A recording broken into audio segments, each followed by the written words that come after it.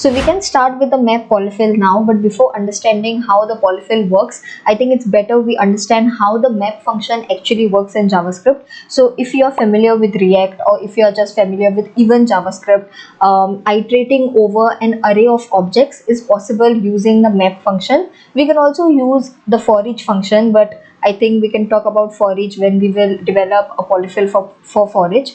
But for now, we will just focus on map, which is usually used to iterate over an array and perform some tasks on each element of the array and finally return a new array. So I will show you here how map works. So let's say you have an array of numbers 1, 2, 3, 4, 5. So you can now use map on this particular array. So you can just say nums.map, and this map is a function which takes a parameter called as a callback function.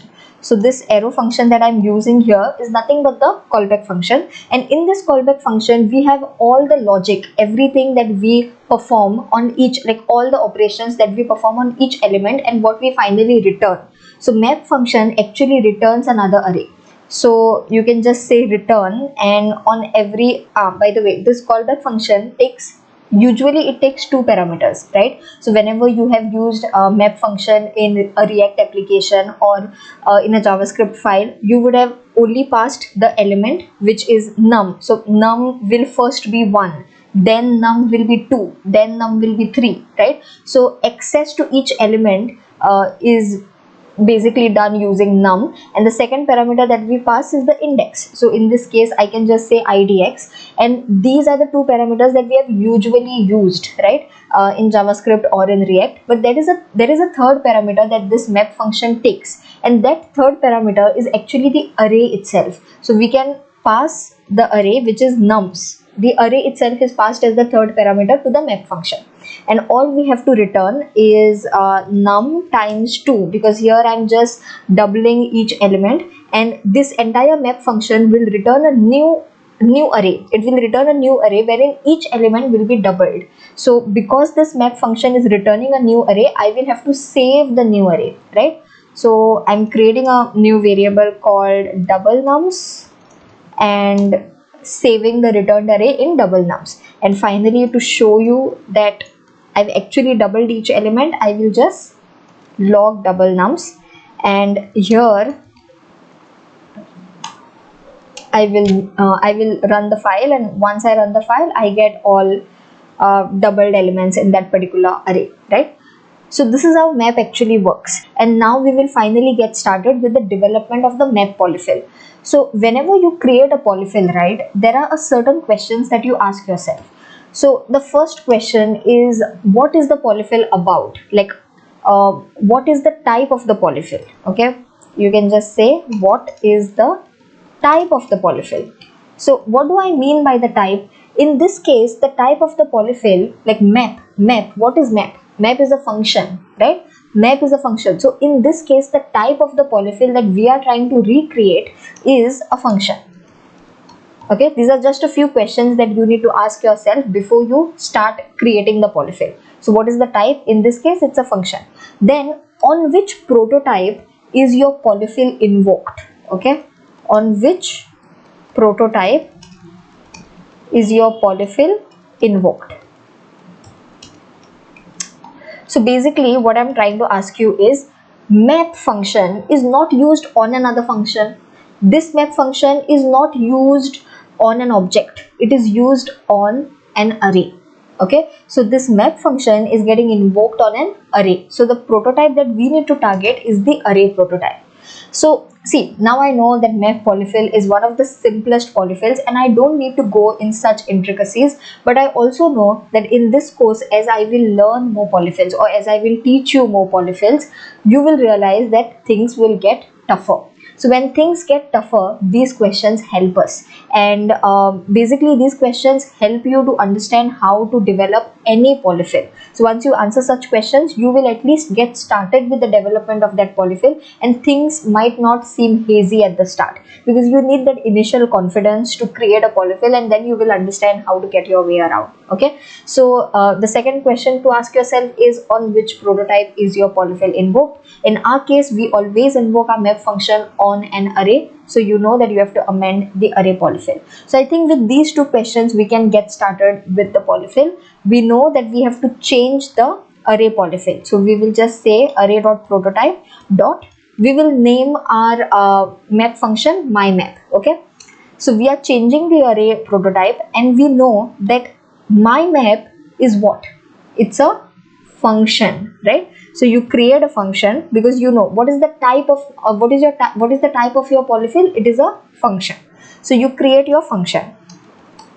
So now the next thing that you have to figure out is, what is your function taking? What are the parameters that your polyfill is taking? Okay, so I will just say, what are the parameters that your polyfill is taking? You need to ask this question to yourself.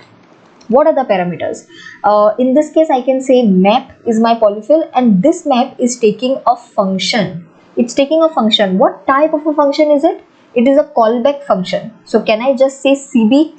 Can I just say CB, which is equivalent to a callback function? So this map function will take a function. It will take another function which is called as the callback function, and this callback function has the entire logic. It has the entire logic as to what we need to do with each element. Okay, so that means we will have to call this callback function somewhere inside. We will have to call this callback function. Now we have to answer another question. So the next question that we have to answer, by the way, I forgot to write the answer here. So this is the callback function, right? Okay. So the next question that we have to give an answer to is, what exactly is your polyfill returning? Okay, what is your polyfill returning? Every polyfill will return something, right? If it is not returning anything, then it's void. Now in this case, map function does return something. What does it return? It is returning a new array.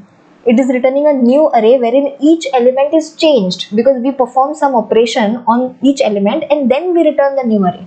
So we know that we are returning a new array, which means we need to have a new array in our polyfill. So we can create a new array called temp, which is an empty array at first, and I know that after performing certain operations, finally I will have to return this temp. I know that I will have to return this temp. Okay, so now I need to perform operations on each element, right? Not on the entire array, on each element. For that, I have to iterate over the array, and map basically does the job of iterating, right? But in JavaScript, what is the intrinsic way of iterating over a list? Like, what is the intrinsic way? A for loop, right? So we will use a for loop in order to iterate over the entire array. But here's another problem. When I'm using a for loop, I need to know the length of the array, right? This should be I less than array of length. How will I know the length of the array? Forget about the length of the array. I don't even have access to the array. I don't have access to the array on which this map function is called. Do I? I think we have access to that particular array. How? In JavaScript, let's say you have an object.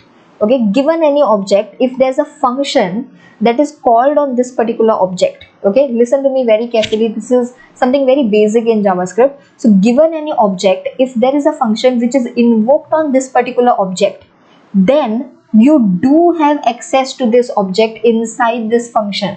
You do have access to this object inside this function using the this keyword. So whenever you use the this keyword inside this function, this keyword will point to object.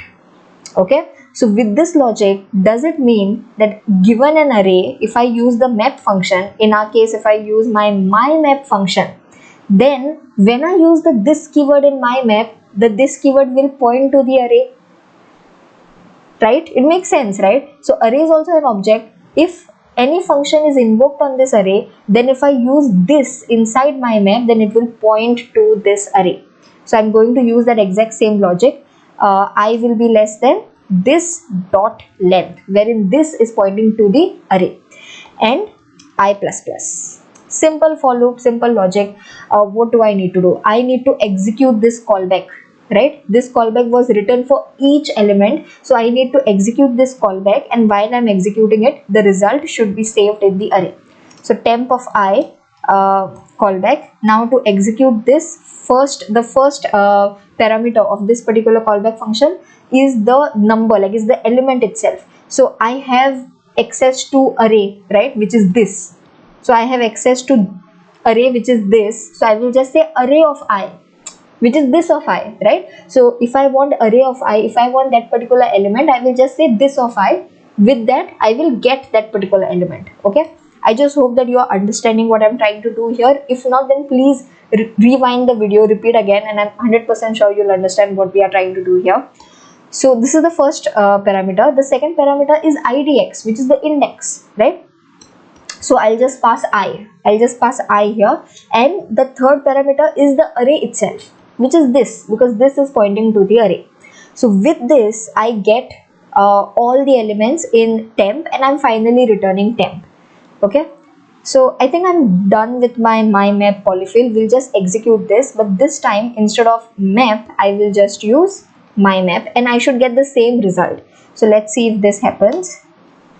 Okay, so functionality wise my polyfill is working fine, but I'm creating a course for your front-end interview, and this is actually this is a course for everybody. It's a course for freshers, and it's also a course for senior professionals. And if you are a senior professional, then there's one more thing which is expected of you, which is validating. So you need to validate everything. Now when it comes to map, what can you validate? Like what exactly can you validate? Callback function is the only thing that you have, right? So let's validate that. But in general, whenever you're creating polyfills, remember that you need to validate your inputs.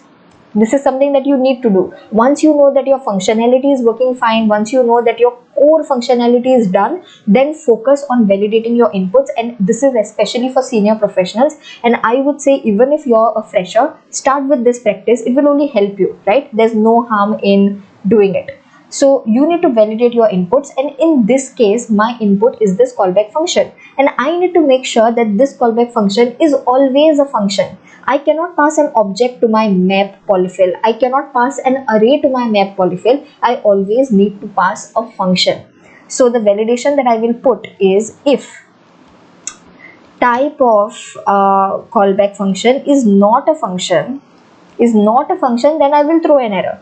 So I will just throw new type error. I'm throwing a type error, and I will just say callback is not a function. Done.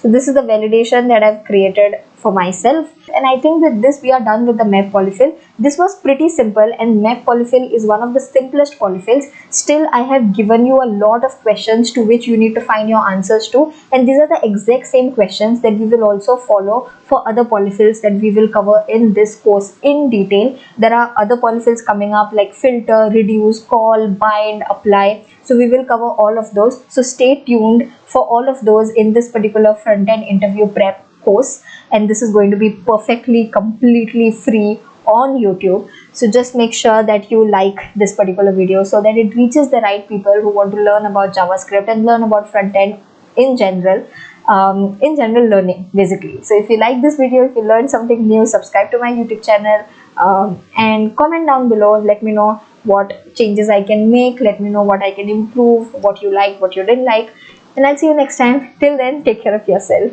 Bye.